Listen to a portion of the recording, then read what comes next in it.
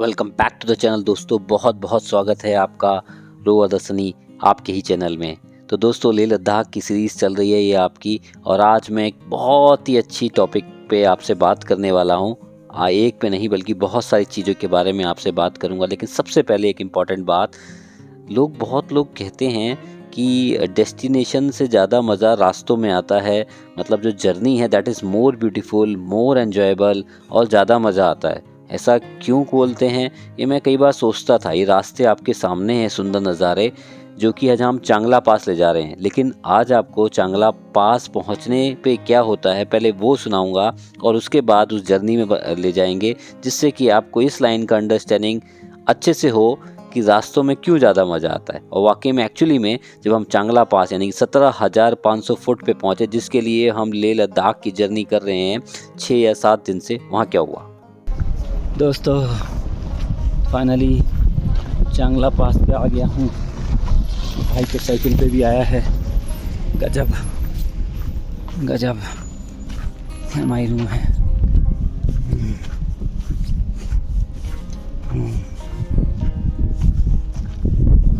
चलो चलते हैं दोस्तों। मेरी आवाज़ कुछ ऐसी नहीं है दोस्तों, जिस तरह की हालत हो रखी है।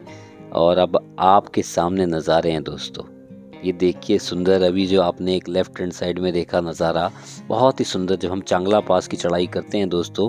तो दोस्तों, बात हो रही थी लास्ट व्लॉग में, आपने देखा हमने पेंगोंग लेक में आपको बताया कि हम किस तरीके से 6 दिन में पेंगोंग लेक पहुंचे, और 1 घंटे बाद ही हमारी हालत वहां पे ख़राब होने लग गई। तो मैं फिर वहां से पेंगोंग लेक से भागना पड़ा, निकलना पड़ा, और फिर पेंगोंग लेक से वापस लेह में, यानी कि वापस आपको नॉर्मल टेरेन में आने के लिए एक पास तो क्रॉस करना ही पड़ता है। तो नॉर्मली जब हम जाते हैं तो नुब्रा होते हुए जाते हैं, यानी कि खादुंगला पास क्रॉस करके जाते हैं, जो कि अपने आप में सबसे हाईएस्ट एल्टीट्यूड का पास माना जाता है। खादुंगला पास जो कि बोला जाता है 17,800 फुट के आसपास है। और दूसरी तरफ से आते हैं तो 17,500 फुट पे आपका चांगला पास पड़ता है। अब ये जो सामने का टेरेन है दोस्तों, इतना मैग्नीफाइंग और इतना सुंदर है ना यहाँ पे गाड़ी चलाने का मज़ा। पर हाँ, थोड़ा सा ध्यान रखना पड़ता है, क्योंकि इस टेरेन में आपकी जो बॉडी कंडीशंस हैं वो थोड़ी सी नॉर्मल से हटके होती हैं। मतलब आप नॉर्मली ब्रीथ और ये सब चीज़ें नहीं कर रहे होते हैं, तो थोड़ा सा हेक्टिक है।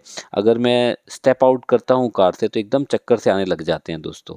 और अब बात कर रहे थे तो आपने देखा जिस तरह से मैं चांगला पास पे पहुंचा तो कैसी हालत हो गई थी। पर अगर आपके दिमाग में मतलब स्ट्रांगनेस है, कहने का मतलब बॉडी को आप फिजिकली इतना स्ट्रांग है, साथ में आपको मेंटली भी स्ट्रांग होना पड़ेगा। देखिए, मेंटली स्ट्रांग होने से वहाँ पे आपको मैंने अभी दिखाया, साइकिल वाला भी, मतलब साइकिलिस्ट भी वहाँ पे पहुँच जाते हैं। और यहाँ पे अगर सच्चाई की बात करूँ दोस्तों, अगर आप 4x4 या कोई सा व्हीकल लेके जब आप पेंगोंग की तरफ से, यानी कि डुरबुक से 76 किलोमीटर की जो आपकी चांगला पास की चढ़ाई है, मतलब चढ़ाई उतराई मिला के आप करू तक पहुंच जाते हैं 76 किलोमीटर में। भाई साहब, कोई सी भी गाड़ी ले जाइएगा, मेरी गाड़ी में मुझे ऐसा लगा कि मेरा फ़िल्टर चोक हो गया है। जो आप सामने देख रहे हैं रोड कंडीशन, अब देखिए टर्न है, इसमें कहीं से दूर तक आपको वीडियो में तो बिल्कुल भी नहीं दिखेगा कि हम चढ़ाई चढ़ रहे हैं। पर यहाँ पे कंटिन्यूस बहुत स्ट्रॉन्ग अपहिल है, जिसकी वजह से गाड़ी लोड मान जाती है और ऐसा लगता है कि भैया फ़िल्टर चोक हो गया और वो काम नहीं कर रहा है। तो जब फ़िल्टर ऐसा फीलिंग आती है, उस सिचुएशन में क्या होता है कि मैंने एक बार उतर के गाड़ी के फ़िल्टर को चेक भी करने की कोशिश करी। अब आप देख रहे हैं, मैंने आपको जहाँ पे मुझे लैंडमार्क दिखता है मैं वहाँ पे थोड़ा सा वीडियो को स्लो डाउन कर लेता हूँ, और आप सामने देख रहे हैं स्नो पीक्ड माउंटेन्स, तो इससे आप समझ ही रहे होंगे कि हम हाइट के ऊपर चढ़ते जा रहे हैं। तो ये थोड़ी सी रास्ते ख़राब हैं। तो कहने की बात क्या मैं कह रहा था कि साइकिलिस्ट वहाँ पहुँच गया जहाँ पे 1400-1500 सीसी की गाड़ी भी हार मान जाती है। सामने से धूप आ रही है, इसलिए थोड़ा सा ये आप कुछ शेडो दिख रही होगी ग्लास में। मैंने थोड़ा कैमरे को गाड़ी के अंदर ही लगाया हुआ है। राइट हैंड साइड में नदी जो वाकई में इतनी सुंदर और बढ़िया लग रही है ना, जिसको वर्ड्स के अंदर डिफ़ाइन करना बहुत मुश्किल है। तो यही कहना चाहता हूँ दोस्तों, अगर दम है तो आदमी साइकिलिस्ट भी पहुँच जाता है। और अभी आपको दिखाऊँगा किस उम्र के लोग वहाँ पे ईज़िली वॉक कर रहे थे, और मेरे जैसे आदमी की, मतलब आई एम ए जिमर, और मैं अच्छा खासा अपनी फ़िटनेस के ऊपर ध्यान देता हूँ, उसके बाद मेरी ये हालत हुई थी जो आपने देखी ड्राइव करने के बाद। तो एन्जॉय करिए जर्नी को, और डेस्टिनेशन का एक अलग मज़ा है, वो बात ठीक है, पर जर्नी में जो खुशी और हैप्पीनेस को अगर आप मेंटेन रखेंगे तो डेस्टिनेशन में एक अलग ही मज़ा आने वाला है दोस्तों। तो कुछ और एक दो बातें आपको अच्छी बताऊंगा इन्हीं रास्तों के साथ चांगला पास पहुंचते हुए। तो चलिए मेरे साथ आगे।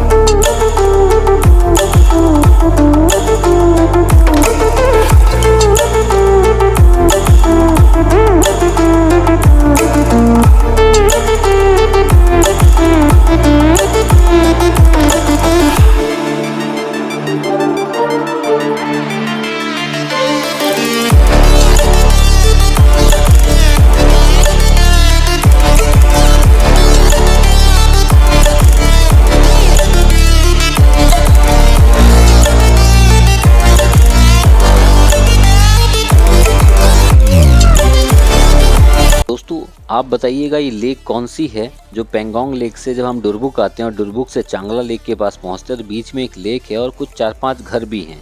जब आप आएंगे दोस्तों तो ये रोड आपके लिए शायद बहुत बढ़िया बन चुकी होगी।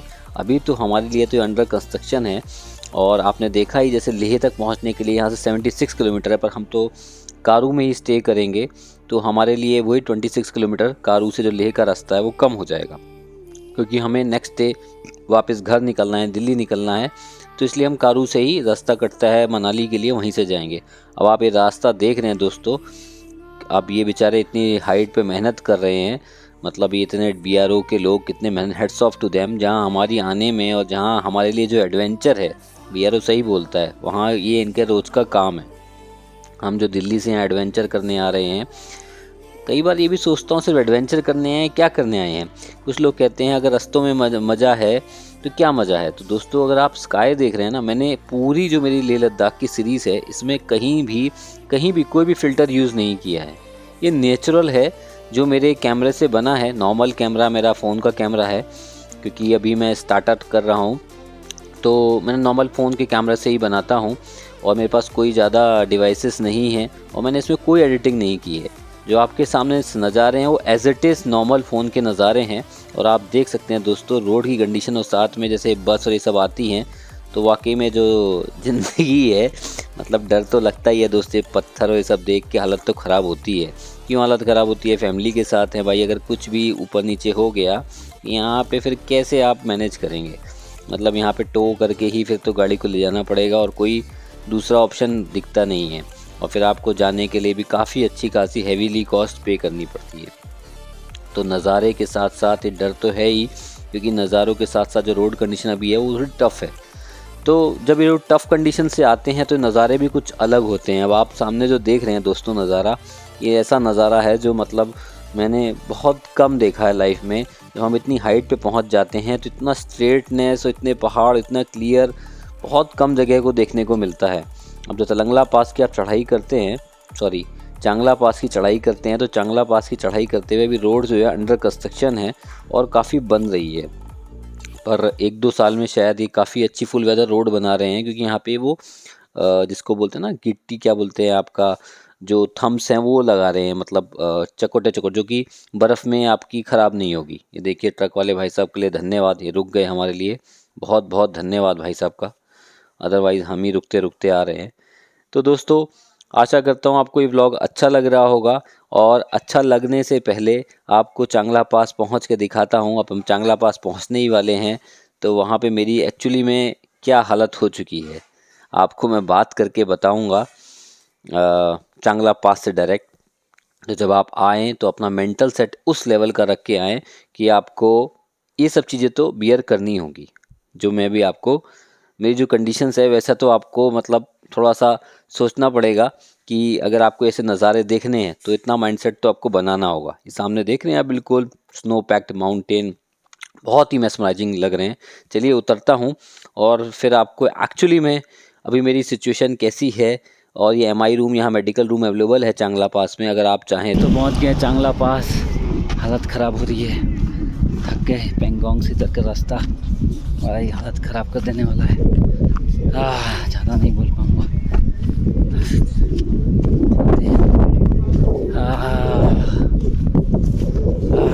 हालत ख़राब हो रही है। एजेड लोग भी आ रहे हैं, बताइए।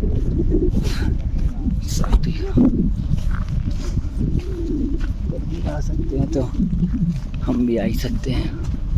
चांगला कैफेटेरिया। चांगला चांगला चांगला। थकान इतनी ज़्यादा और सांस लेने में दिक्कत, सर एकदम चक्कर आ रहा था। तो इस तरह की कंडीशंस में मैं आपसे बात कर रहा था दोस्तों। तो ये घुमावदार रास्ते और सुंदर तो बहुत है, बेहतरीन है, एक नंबर है, पर जो खराब सड़कें थोड़ा सा डीमोटिवेट करती हैं। तो आपको आगे कारू से आगे की जर्नी हम नेक्स्ट व्लॉग के अंदर दिखाएंगे। तो यहाँ तक के लिए बहुत बहुत धन्यवाद। Thank you for liking and subscribing the channel. Thank you so much दोस्तों।